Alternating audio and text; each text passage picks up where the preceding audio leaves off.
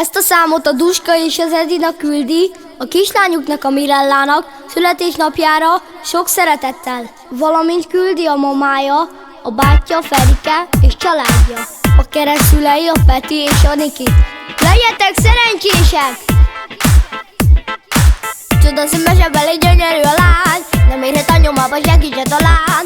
Ő a legszebb, ezt mindenki tudja, büszke rá az anyja meg az apja.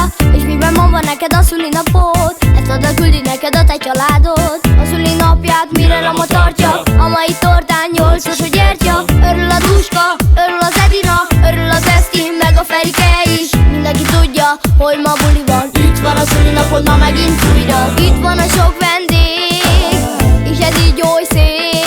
Ünnepeljünk most téged, 8 éves lettél ma, Mirella az Isten éltessen. Tiszta szívünkből szeretünk nagyon téged, 8 éves lettél ma, Mirella az Isten éltessen. Érjen sok boldogság, neked azt kívánjuk, kívánjuk még.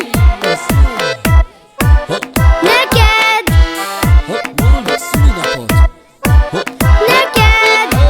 És tudja mindenki, hogy csinos ez a lány, csak is a legszebb ruhákba jár. Büszke rá az Edina, az anyja, és a Duska az ő édesapja. Mirella, te vagy ma itt a szülinapos, Mirella szép és nagyon csinos. Örül a Duska most az Edinával, táncolnak a kis Mirellával. Örül a Duska, örül az Edina, örül az Eszti, meg a Ferike is. Mindenki tudja, hogy ma buli van, itt van a szülinapod ma megint újra. Mirella